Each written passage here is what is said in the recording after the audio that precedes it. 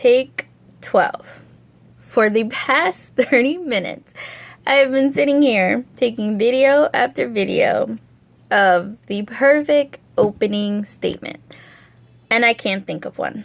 So, how about I just introduce myself and tell you guys why I started this YouTube channel in the first place.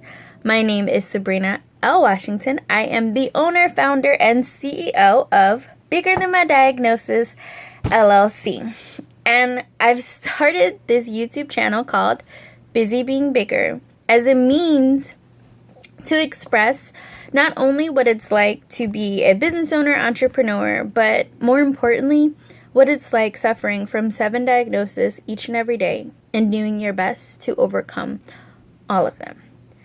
My goal is that if I am vulnerable with you, anyone who's watching this video, that you will have the courage to be vulnerable not only with yourself and those you can trust, those who love you, but also that you will walk in your truth by seeing me walk in mine.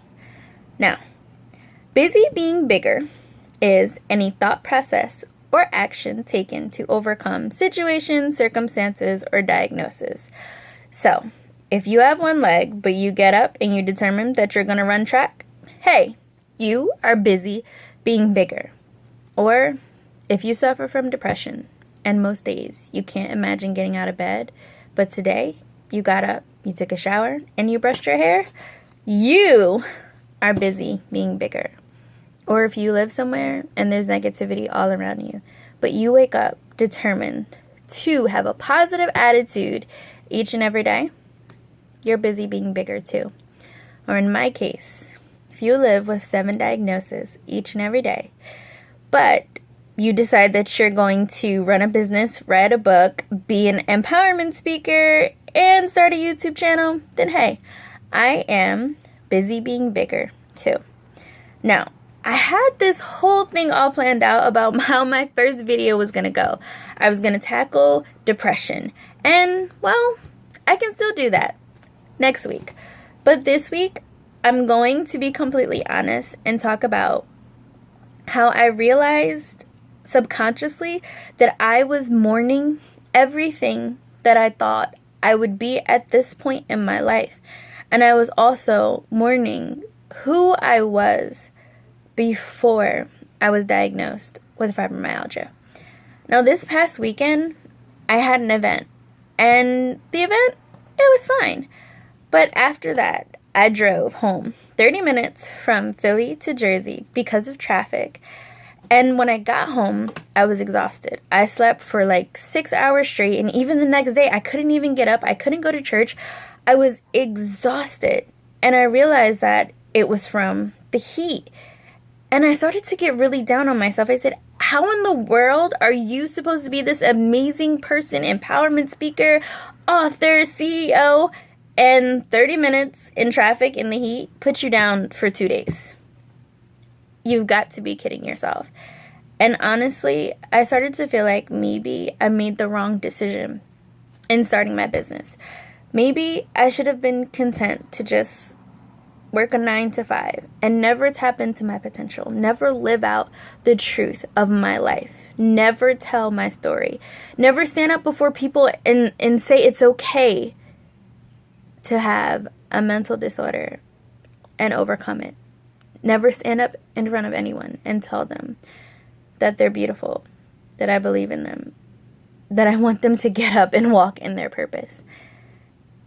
And I'm pretty sure I felt that way because I was still holding on to the woman I was before fibromyalgia, before chronic migraines, before visual migraines. I could go anywhere. I could do anything I want. I was drunk every weekend. I was partying. I was living the life. And now, I don't live that life. My life is not even close to any of that. And instead of being proud of what I turned my life into, I really was feeling sorry for myself because of what I couldn't do. And I think that being as though I suffer from an incurable disease, I'm pretty sure that I've had these thoughts a lot. But I never identified that I was sad because I was mourning the woman I was. And maybe some days your frustration is really you mourning who you were, what you thought you would have accomplished by now, what you thought your life would look like. But I want to remind you, as I had to remind myself, that to get to where I am today, I had to climb mountains. I had to walk through valleys. I literally had to crawl my way out to the other side. I had to look at myself every morning in the mirror and tell myself, I love you. I had to determine that I was going to be bigger than fibromyalgia. I had to tell myself that a life in bed is not the life that I was determined to live. And yeah, there are limitations that I have. And yeah, my body sometimes, it pretty much sucks. But I'm still amazing. I'm still beautiful.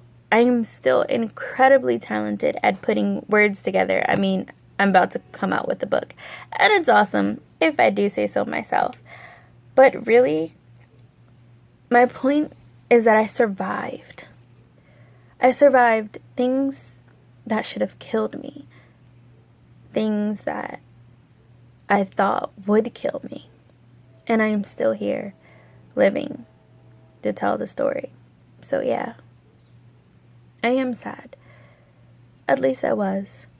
For everything I thought I would be. For the body I wish I had. One that didn't fight itself every day. And maybe for some of the things that I wish I could do without thinking about how they would affect me physically. As simple as taking a walk on a hot day in the summer. But you know what else? You know what's bigger than that? The fact that someone told me once that my story gave them hope. The fact that there are people who tell me they believe in me. The fact that I have friends who to me feel more like family. The fact that someone is watching this video right now and they understand that they are so much more than who they ever thought they could be. That alone is enough for me to understand that I am not a failure. I have not lost. I am not less. I am more. In life, there will always be before the storm, after the storm, before the diagnosis and after, before the pain that you never thought would ever come, and after you survived what should have killed you. There will always be a you that you were and a you that you are. And it's okay to mourn what you thought your life would look like. That's okay. And it's okay some days to just want a different body because, hey, there are some days where I totally want a body that has no idea what fibromyalgia is. But I also need you to understand that you are an amazing individual. And whatever you had to survive to get here, to get right here to this point, that makes you a warrior. That makes you mighty. That makes you a force so strong. Nothing can stop you. So if you have to mourn who you were, go ahead. Mourn. But don't stay there.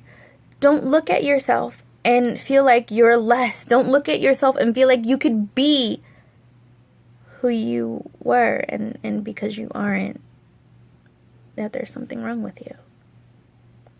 Because there isn't. All that means is that you are supposed to be more. You're supposed to have a story to tell. There is someone out there who needs to hear your story. They need to hear your struggle. They need you to walk in your purpose so they can be willing to walk in their own. They need you. You owe it to them, and you owe it to yourself. The world wouldn't be the same without you. Thanks for watching. Tune in next week and share this message. Let somebody know today that they're awesome. They're amazing.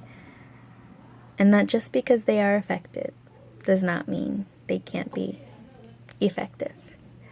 Bye, guys. See you next week.